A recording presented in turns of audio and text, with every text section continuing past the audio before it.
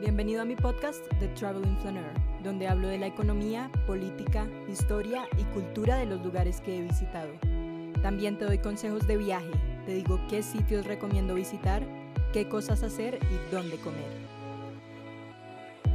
La vida de un flaneur es la vida de un observador, la de una persona que vaga sin rumbo, con los ojos siempre abiertos ante cualquier oportunidad. Es una persona que no tiene afán y prefiere el camino al destino. Creo que en este mundo tan apresurado en el que vivimos, hacen falta más flaneurs y espero que disfrutes este podcast desde la perspectiva de un flaneur viajero.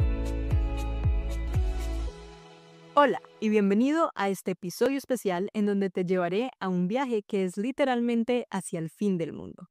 En este episodio voy a llevarte a conocer la Patagonia. Y lo considero como una edición especial porque aunque Patagonia no es un país, es una zona tan interesante que le dedicaré todo un episodio a visitar esta región y aparte te explicaré un poco más qué es todo lo que debes saber antes de ir y qué es lo que puedes hacer cuando vayas a visitarla. Y para hacerlo bien, quiero empezar contándote qué es exactamente la Patagonia, dónde está, por qué genera tanta fascinación entre los viajeros de todo el mundo. Bueno, lo más básico es que Patagonia es una región geográfica enorme que se extiende por el sur de Chile y Argentina y abarca más de 1 millón de kilómetros cuadrados. Se dice que empieza aproximadamente desde el río Colorado en Argentina y el relieve andino de Aysén en Chile y se extiende hacia el sur hasta llegar al Cabo de Hornos, justo donde termina el continente americano. Con todo esto, la Patagonia es una de las regiones más remotas, salvajes y espectaculares de todo el continente. Y para mí es uno de los lugares más impresionantes que yo he visitado en todos mis viajes y es uno que creo que todo el mundo debería visitar antes de morir, porque tiene unos paisajes hermosísimos que no he visto en ningún otro lugar. Esta región, como vas a ver, es una zona de extremos. Aquí vas a encontrar montañas gigantescas, campos de hielo, glaciares, fiordos, pampas, lagos color turquesa, bosques milenarios y también un cielo que cambia de color a cada hora del día. Pero también vas a encontrar pueblos pequeños, rutas un poco más solitarias, vientos constantes y una sensación de inmensidad que no se parece a nada y te da un sentido espectacular de agradecimiento cuando estás allá de ver lo bonito que es el mundo en el que vivimos. En la parte chilena, la Patagonia se va a caracterizar por los fiordos y por los glaciares que tiene, que forman parte del Campo de Hielo Sur, que es uno de los campos de hielo más grandes de todo el planeta después de la Antártida y el de Groenlandia. Aquí vas a encontrar lugares como Torres del Paine, Puerto Natales, Cochrane y la Carretera Austral, que es una de las más bonitas de todo el mundo. Y del lado argentino, el paisaje va a ser un poco más distinto porque es seco, es un poco más abierto, pero igual es impresionante. Acá vas a encontrar la estepa patagónica, el glaciar Perito Moreno, el monte Fitzroy y otros pueblos como el Chaltén, el Calafate o Ushuaia, considerada la ciudad más austral del mundo o como ellos la llaman, el fin del mundo. Pero más allá de los paisajes, la Patagonia va a ser un lugar que vas a sentir la inmensidad de la naturaleza, un viento que nunca para y también en una historia de pueblos originarios o de exploradores, gauchos y aventureros que llegaron para acá. Para entender la Patagonia, vamos a mirar un poco hacia atrás en este episodio porque la tierra que hoy atrae a los viajeros de todo el mundo durante siglos fue un territorio remoto, inhóspito y prácticamente desconocido, tanto que solo era habitado por pueblos originarios como los mapuches, los tehuelches y los yaganes que sabían sobrevivir en estas condiciones extremas. Y con la llegada de los europeos, incluso esta zona era tan inhóspita que muchos no querían irse a vivir allá. Y fue recién a fines del siglo XIX cuando tanto Chile como Argentina empezaron a mirar al sur con un poco más de interés. Y lo hicieron por varias razones. Por un lado, querían explorar y controlar el territorio, pero por otro lado, tendrían que poblar estas tierras para reafirmar su soberanía antes de que el otro país lo hiciera primero. Entonces, ¿qué hicieron ambos gobiernos? Básicamente comenzaron a fomentar una inmigración hacia el sur y ofrecían tierras a los colonos extranjeros que quisieran irse a vivir allá. Entonces, si tú querías en esa época, te regalaban un pedazo de tierra para ti y para tu familia con la condición de que se quedaran a vivir allá. Y esto luego vamos a ver cómo va a ser un problema después, porque incluso ahora hay todavía partes en la Patagonia que son propiedad privada por todas estas tierras que se estuvieron dando en estos años. Pero bueno, así fue como básicamente llegaron alemanes, suizos, croatas, italianos y galeses que se establecieron en diferentes partes de la Patagonia, pero claro, no todo fue tan claro ni tan pacífico. La delimitación de la frontera entre Chile y Argentina en la Patagonia fue un tema largo y conflictivo, y durante muchos años ambos países reclamaban partes del territorio, especialmente en zonas en donde la cordillera no era muy definida. Esto empezó a generar varias tensiones diplomáticas y fue necesario hacer exploraciones y estudios geográficos para trazar una línea que ambos países pudieran aceptar.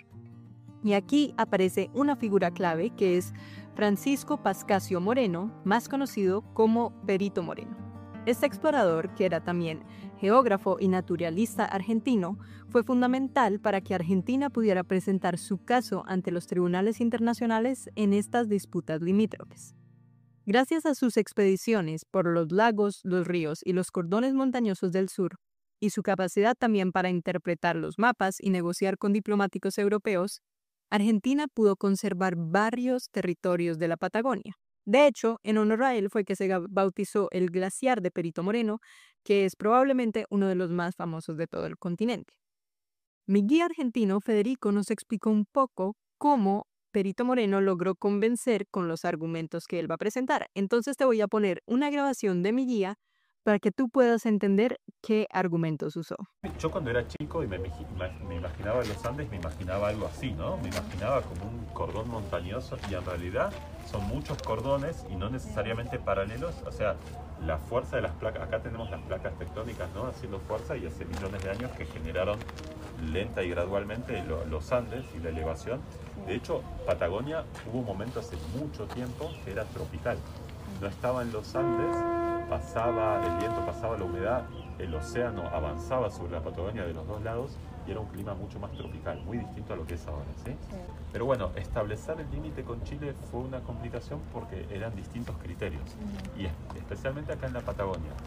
Entonces Argentina comisionó a Moreno. Perito en realidad, no sé si en Colombia se usa el término perito, es como un especialista, ¿sí? Entonces, el nombre es Francisco Pascasio Moreno, pero se dice el Perito Moreno, porque era el especialista que justamente comisionó a la Argentina para que sea la cabeza de un grupo, de una comisión, en este litigio internacional con Chile, de cómo establecer el límite, principalmente acá en la Patagonia, porque tenemos más hacia el norte, más límite con Chile, con los Andes, ¿no?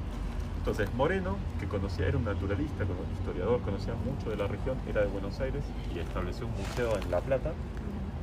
Me encantaba, era un explorador, vino acá cuando el hombre blanco, digamos, no eran comunidades originarias y digamos que estaban tranquilos y eran los primeros así explorando por acá, sabía mucho. Entonces dijo, lo comisionaron como para que sea del lado de Argentina que negocie esta situación. Él dijo, el criterio tendrían que ser los picos más altos. Entonces hacer líneas imaginarias entre los picos más altos y así trazar el límite. Los chilenos decían no, el criterio tendrían que ser las cuencas. ¿Ustedes saben el concepto de cuenca? Cuencas de un río, ¿sí? Es como que bueno, hay un río principal que drena, por ejemplo, hacia el Pacífico, acá sería el Pacífico, acá el Atlántico en Argentina, ¿no? Entonces, si la cuenca, que es todo el territorio que drena hacia un río principal que va hacia el Pacífico, esa cuenca, ese territorio, Chile. Si va hacia el Atlántico, que sea Argentina. Pero Moreno, muy inteligente, muy astuto, dijo, esto no puede ser el criterio oficial porque los humanos podemos derivar los ríos. Y él lo hizo. Él derivó un río, le cambió el sentido y entonces cambió hacia dónde fluía la cuenca. Entonces ahí el árbitro internacional en este litigio fue el Reino Unido. Era tan contundente lo Argentina que no, tiene razón Moreno, tiene razón Argentina y es el criterio de Argentina. Por eso ese es el límite hoy. Entonces, bueno, ahora que ya sabes de la historia de la Patagonia, voy a darte un panorama general de los principales lugares que tú podrías visitar en esta región inmensa. Y lo que sí te toca tener en cuenta es que en esta región las distancias van a ser muy grandes. Y también es una región que es muy costosa, entonces te toca saber priorizar. Cuando yo fui, hice un viaje relativamente largo porque visité Argentina y Chile por 25 días en total y todo este tiempo estuve en la Patagonia casi 3 semanas, como 2 semanas y un poco. Pero incluso con eso ni siquiera logré hacer todas las cosas del lado chileno. Entonces, lo más importante para ti va a ser priorizar, definir cuánto presupuesto tienes, cuánto tiempo tienes para visitar y con eso puedes decidir cuántos destinos vas a poder ir en la Patagonia. You're tuned into Auto Intelligence, live from Auto Trader, where data, tools, and your preferences sync to make your car shopping smooth. They're searching inventory. Oh, yeah. They find what you need. They're gonna find You it. can make a budget for your wallet to help you succeed. Pricing's precise and true. So true. It's smarter car shopping. Ooh. Just for you. Oh, it's just for you. Find your next ride at autotrader.com. Powered by Auto Intelligence. To you, my darling. No, to you. The Roses were living the dream More champagne for me, please. until it all came crashing down. He got fired. Fired? From the director of Meet the Parents, You're a failure. Women don't like that. If you need a shoulder or an inner thigh to lean on. on August 29th, I just want the house. We want everything. Wow. stop and see The Roses. These people.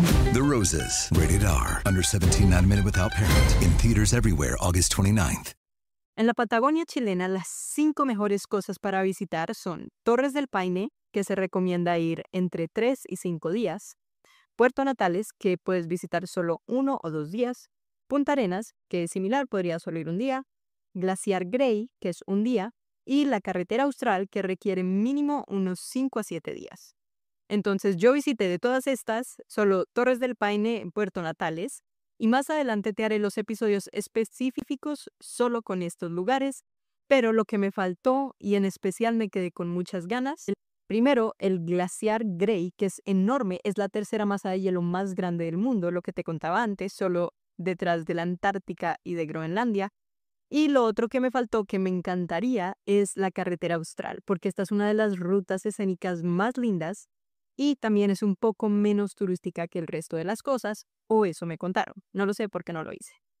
Pero, según escuché, esta carretera además va a ser la mezcla de muchos paisajes, porque va a tener bosques, ríos color esmeralda y glaciares, así como pueblos pequeñitos en donde vas parando. Del lado argentino, sí logré visitar los top 5 lugares, que serían Ushuaia, El Chaltén, El Calafate, Bariloche y los 7 lagos. Para cada uno de estos también te haré un itinerario para que los puedas recorrer todos, pero para cerrar el episodio voy a terminar con las recomendaciones logísticas que tú debes saber cuando vayas a planear tu viaje a la Patagonia. La primera pregunta es, ¿cuándo deberías visitar? Como sabes, en el hemisferio sur todas las estaciones son invertidas, entonces diciembre, enero, febrero va a ser verano y por ende va a ser temporada alta porque es el mejor momento para hacer trekking. Entonces, esto es malo porque es más caro, pero también los días van a ser más largos, es más beneficioso para los trekkings, hay buen clima, todo está abierto. Entonces, sé que es una época más cara, pero por algo es la mejor. Cuando yo fui, visité en diciembre, principios de diciembre, y creo que esta es una buena zona. Y además, yo lo planeé con mucha anticipación, entonces la verdad no fue más caro que en otras fechas. Me salió igual de costoso que lo hubiera hecho, pero lo planeé como con 7 meses de anticipación. Entonces, si quieres estas fechas, te recomiendo hacerlo, pero planear con tiempo.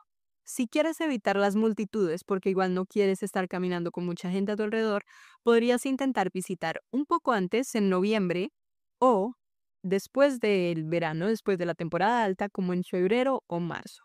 Y puede que también te toquen colores otoñales que van a hacer los paisajes aún más espectaculares. Pero lo que sí te diría es que evites el invierno si vas a hacer trekking. Es verdad que hay mucha gente que le gusta visitar estas zonas para esquiar, pero yo no sé esquiar, entonces para mí casi nunca este es un plan de esquiar. Por supuesto, si te gusta esquiar, entonces te recomendaría 100% que visites esta zona en invierno, pero si vas para trekkings, la tienes que evitar, en especial porque hay muchos lugares que van a cerrar. Entonces van a cerrar todos estos destinos y se van a volver solo destinos turísticos de esquí. Mi segunda recomendación va a ser cómo llegar a la Patagonia. Cuando yo fui, yo empecé mi paseo desde Colombia. Y curiosamente, los vuelos de Avianca hacia Chile son mucho más baratos comparados con los vuelos de Avianca hacia Buenos Aires. Entonces, yo comencé todo en Santiago, principalmente para ahorrar los tiquetes, pero igual, estés donde estés, vas a tener que llegar a alguna de estas dos capitales, supongo, ya sea Santiago o Buenos Aires. Después, desde ahí vas a tener que tomar probablemente vuelos locales, entonces si estás en Santiago, puedes viajar a Punta Arenas y después, desde Punta Arenas, ir a Puerto Natales en bus. Esto fue lo que yo hice. Pero si estás en Buenos Aires, puedes viajar a diferentes lugares. Por ejemplo, podrías empezar desde el sur-sur y viajar hasta Ushuaia, o podrías bajar a Bariloche, por ejemplo, y después empezar a ir más hacia el sur, tomando buses para llegar a Calafate o a Chaltén, o incluso podrías volar hacia el Calafate. Entonces, del lado argentino tienes más opciones, en el lado chileno puede que haya más opciones, pero me dijeron que la mejor es la ruta que te estoy diciendo, Santiago-Punta Arenas y de Punta Arenas en bus a Puerto Natales. Y esta fue la que yo tomé y fue increíble. Y lo que yo hice fue como un círculo. Entonces yo empecé en Santiago, bajé, después de Santiago crucé al lado argentino y empecé a subir y terminé en Buenos Aires. Entonces hice como todo el tour, más o menos, de la Patagonia desde el lado chileno hasta el lado argentino. Mi tercera recomendación va a ser que debes empacar en tu maleta. Y bueno, acá muchas capas de diferente ropa porque el clima patagónico es impredecible. Y te lo digo yo, que incluso viajé en verano, no es que hiciera calor todo el tiempo. Puede llover, puede hacer sol, puede soplar un viento súper fuerte, todo en una hora. Entonces lleva ropa térmica para ponerte capas abajo, lleva ropa impermeable, tal vez lleva un abrigo ligero para el día. Si vas a caminar o hacer trekking, por supuesto, unos buenos zapatos son clave. Incluso para paseos simples te diría que te lleves buenos zapatos. Y lo otro que puede que tengas que empacar es un poco de efectivo. Porque aunque Argentina ya está aceptando cada vez más y más pagos con tarjeta de crédito por todo el país, cuando yo fui, que fue a finales del 2024, había lugares que te daban descuentos si pagabas en efectivo y algunos que te daban mejor precio si pagabas con dólares. Entonces, no es que no puedas usar tu tarjeta, pero te sale más barato usar otros métodos de pago. Entonces, si no te gusta cargar efectivo, está bien, porque vas a recibir tarjetas y máquinas para pagar con tarjeta en todas partes, pero puede que te salga un poco más barato por no pagar con tarjeta. Mi última recomendación es que, por supuesto, no esperes tener buen Wi-Fi y buena señal en todos lados de Internet, porque claramente este no es un buen destino, por ejemplo, para trabajar remoto, porque incluso puede que ni siquiera tengas conexión en tu celular. Entonces, esta es un poco obvia, pero no es un destino en el que puedas estar conectándote y trabajando o haciendo otras cosas. No cuentes con buena conexión a Internet, en especial si vas a estar haciendo trekkings. Y con eso, ahora sí vas a estar listo para planear todas tus aventuras a la Patagonia. En los episodios que vienen te voy a llevar paso a paso por todos los destinos más importantes de esta región que yo estuve recorriendo. Entonces vamos a ir desde Torres del Paine hasta Ushuaia, pasando por glaciares, lagos, rutas que parecen salidas de otro planeta. Si te gustó este episodio, compártelo con alguien más que esté soñando con un viaje a la Patagonia y dime en los comentarios qué lugar de la Patagonia quieres conocer primero. También déjame un review porque esto me ayuda enormemente y me motiva a darte más consejos viajeros. Y nos vemos la próxima semana para empezar a conocer el sur del sur. ¡Buen viaje!